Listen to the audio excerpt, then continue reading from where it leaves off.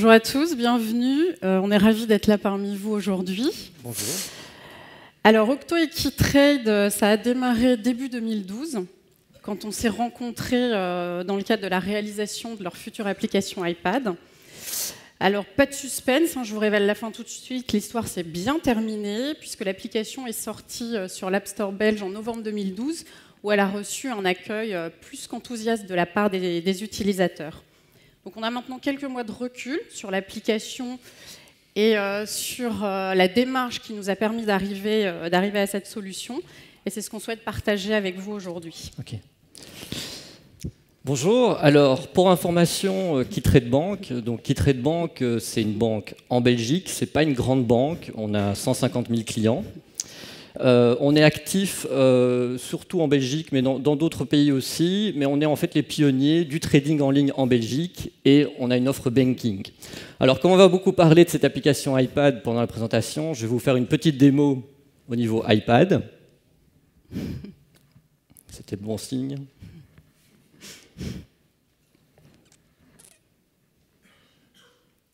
Voilà. Alors ici, je suis dans la partie banking. Alors la partie banking, il n'y a pas de liste de comptes. En fait, chaque compte est représenté par une bulle. Et ce qui est sympa, c'est que je peux représenter le compte avec une image. Donc par exemple ici, je me suis représenté en tant qu'astronaute. Bah oui, parce que comme Jim Lovell était là ce matin, je me suis dit que ce serait beaucoup mieux. Et puis je peux dire que, voilà, vous connaissez tous ma femme, elle est très connue, Angelina. Et puis, il y a un gars de temps en temps qui vient, je ne connais pas bien, mais il est toujours là. Il s'appelle Brad. Il m'énerve un peu. Et lui, comme il m'énerve, je vais le mettre sur le deuxième écran. Et comme il m'énerve vraiment beaucoup, je vais même le mettre tout seul. Voilà, Brad, il est tout seul. Et moi, je me retrouve astronaute avec Angelina. Voilà. Et comme vous savez, dans le monde bancaire à l'heure actuelle, c'est la crise. Alors Angelina, elle a besoin de me donner de l'argent de temps en temps. Et quand elle me donne de l'argent, je peux prendre sa bulle et je peux venir la mettre sur ma bulle d'astronaute. Et là, je lance un virement. Et donc, non seulement c'est ludique, mais en plus, c'est romantique.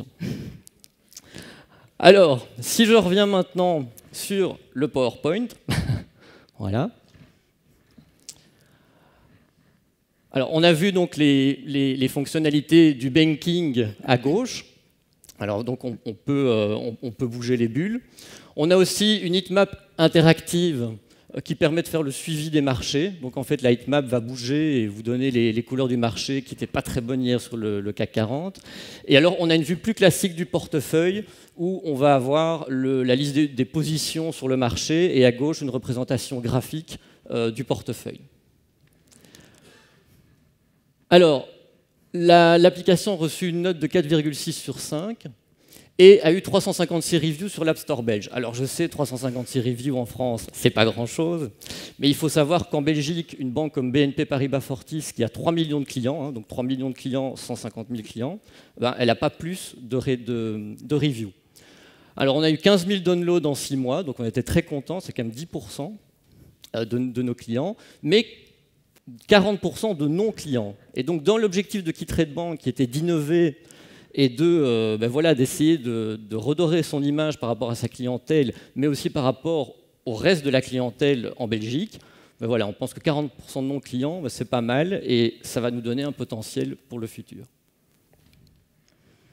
Alors, quand on a fait la première réunion de prise de brief avec KeyTrade, donc ils nous expliquent leurs projets, les objectifs qu'ils souhaitent atteindre avec cette application.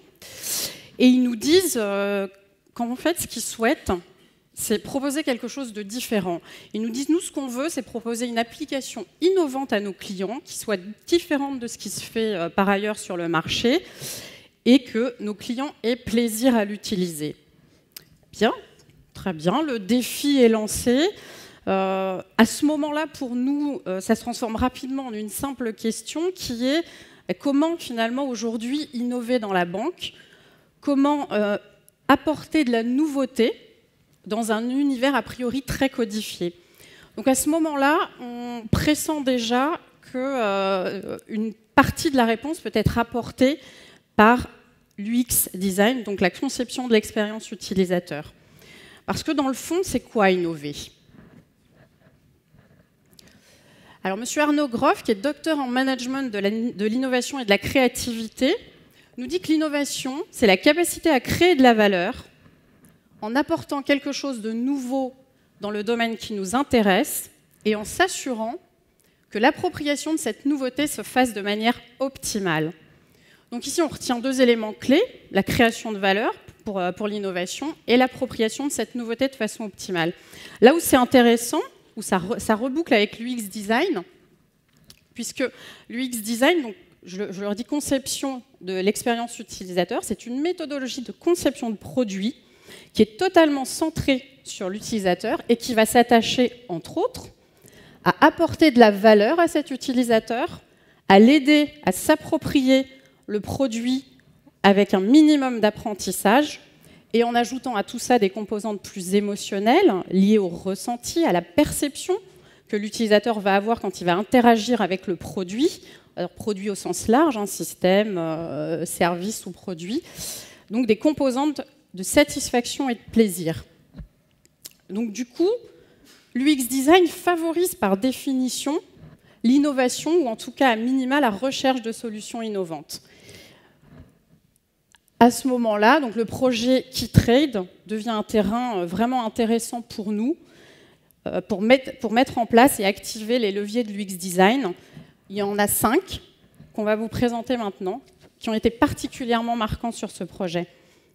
Alors, essayez à fond. Voilà, c'est clair que l'adhésion du management contribue à conduire le changement. Ben oui, voilà, on nous a tous dit, pour qu'un projet réussisse, ben il faut quoi? Il faut que le management soit derrière le projet. Alors, dans ce cas-ci, ben ça a été vrai, mais concrètement, ça voulait dire quoi?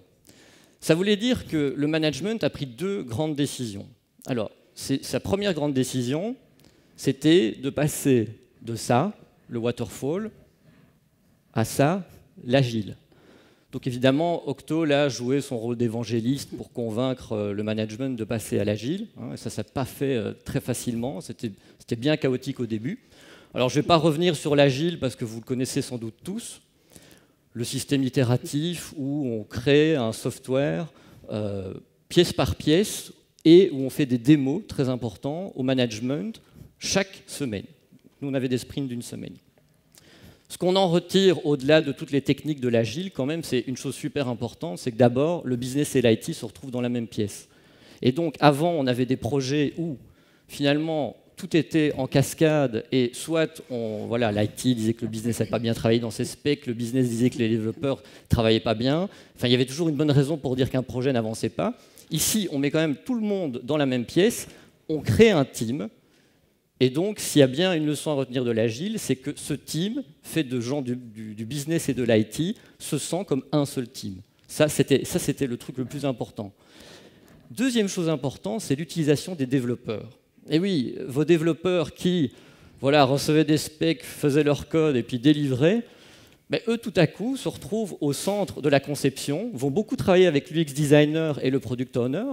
Et alors, au moins, on peut utiliser leurs compétences et leurs connaissances. Il y a plein d'idées dans l'application qui viennent justement des développeurs. Donc, tout à coup, les développeurs, ils se sentent reconnus et ils vont vraiment participer à la vie du produit. Deuxième décision du management. Voilà, vous voyez donc le process qu'on a suivi, assez classique avec les user stories et du développement. Mais avant ces user stories, quand on a travaillé sur les requirements, l'UX designer, il collaborait directement avec moi. Donc Sophie et moi, on travaillait directement sur les requirements. On n'était pas dans un mode où l'UX designer reçoit à nouveau les requirements et puis doit imaginer des écrans. Non. Ici, on a même choisi parfois les fonctionnalités sur base de ce que ça allait donner, du rendu visuel que ça allait pouvoir donner. En plus, l'apport de l'UX designer, c'est qu'il permet de visualiser les requirements. Et donc, quand on va expliquer ces fameux requirements au management, qui en général voit des processus et des specs qui ne comprend rien, quand il voit les écrans, quand il voit les concepts visuels dont Sophie va parler après, il y a une bien meilleure compréhension de tout cela. Donc ça, c'était le deuxième grand point. Voilà. Alors, deuxième levier, la collaboration. au début, c'était pas gagné. On est vraiment parti de loin en termes de collaboration, puisque quand on est arrivé sur le projet, l'équipe Octo et moi, UX designer, en fait, l'équipe me voyait plus comme la personne qui allait imposer ses idées, contraindre un petit peu la conception. Et en même temps, ils se disaient aussi, bon, ça va, UX design, c'est bon, c'est tous mettre des éléments sur un écran, on est tous utilisateurs nous-mêmes d'applications. Donc l'enjeu à ce moment-là, c'est d'inverser la tendance. Donc impliquer rapidement l'équipe de manière collaborative, leur montrer que l'un des fondements de l'UX design et de l'agile, puisque le projet était en agile, c'est la collaboration, et qu'en gros, c'est un sport d'équipe et on va tous jouer. Donc évidemment, ça passe par pas mal d'ateliers, des ateliers en petits comités quand il s'agit d'adresser des éléments plus d'expertise technique ou d'expertise métier et fonctionnelle, mais ça passe surtout par des ateliers avec toute l'équipe, où là, l'UX designer, avec sa démarche et ses outils, va faciliter finalement l'échange d'idées entre des personnes qui n'ont pas forcément l'habitude de collaborer au quotidien, puisqu'il y avait du top management, du business, des développeurs, les graphistes, etc. Donc c'est là que le rôle de l'UX designer est très intéressant, parce que finalement, il est à la croisée des chemins entre les différents acteurs du projet, et il va vraiment permettre l'échange des idées, le challenge des idées et le partage. L'un des exemples qu'il y a eu, c'est sur la liste des comptes, justement.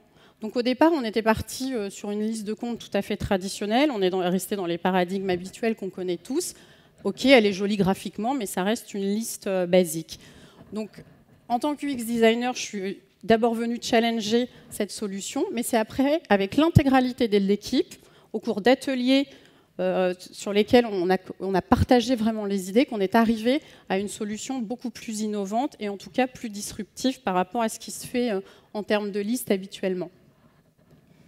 Alors le troisième levier, explorer. Donc l'un des outils justement utilisés en UX design, c'est le sketching. Donc ce que vous voyez là, c'est un écran de sketching.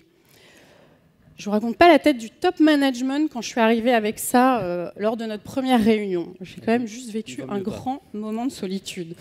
Voilà. Cela étant, au bout de quelques minutes, il y avait Thierry, le CEO, qui me prenait carrément le stylo des mains pour venir gribouiller ma belle maquette, pour m'expliquer finalement des composantes plus métiers, plus techniques d'un point de vue métier, qui allaient aider finalement à améliorer cette première vision du portefeuille, puisqu'il s'agit du portefeuille.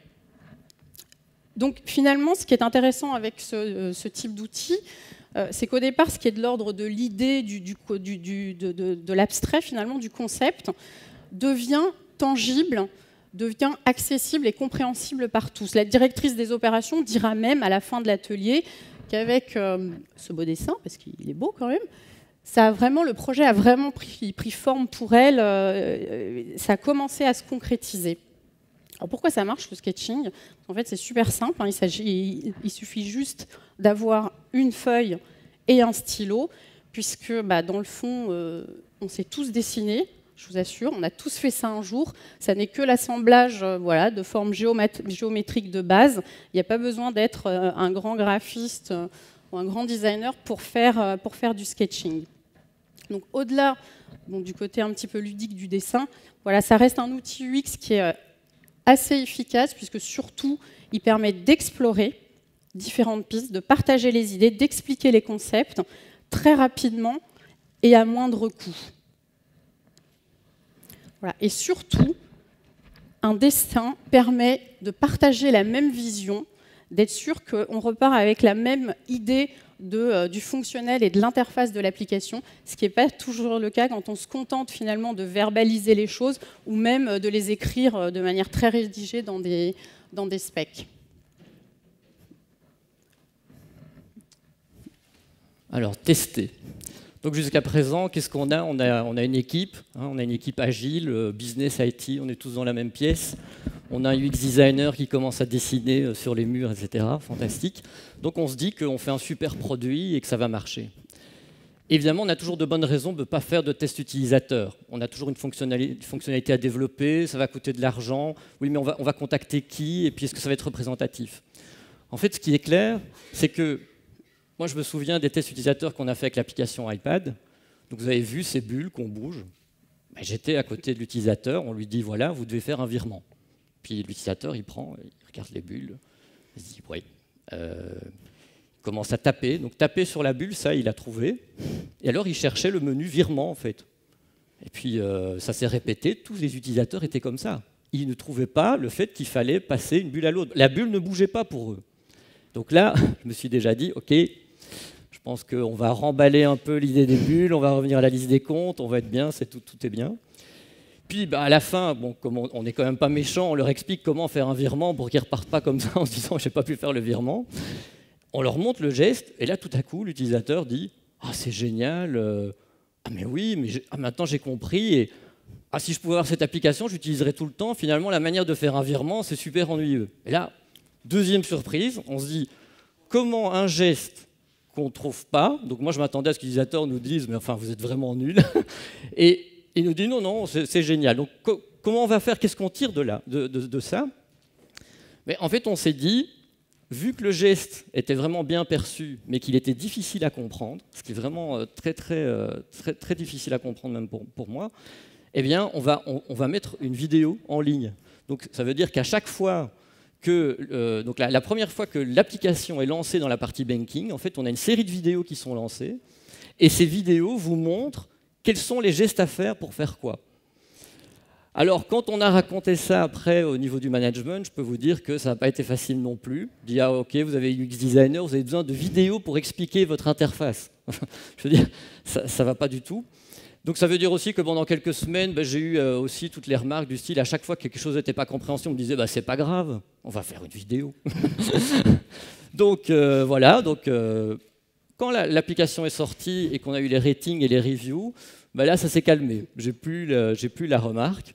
Donc, en tout état de cause, voilà, quand il y a de l'innovation, prendre les utilisateurs et les faire utiliser votre application, voilà, c'est un feedback énorme. Personne dans la banque n'avait pu deviner que le virement serait à ce point incompréhensible pour l'utilisateur. Un autre facteur, un autre critère qu'on a eu aussi, c'est que l'application semblait très sombre. Et tous les utilisateurs nous l'ont dit. Alors on avait déjà eu des débats, mais les débats, vous savez, c'est quoi? C'est ah non, c'est trop sombre, non, non, c'est très classe, c'est le luxe, c'est le noir.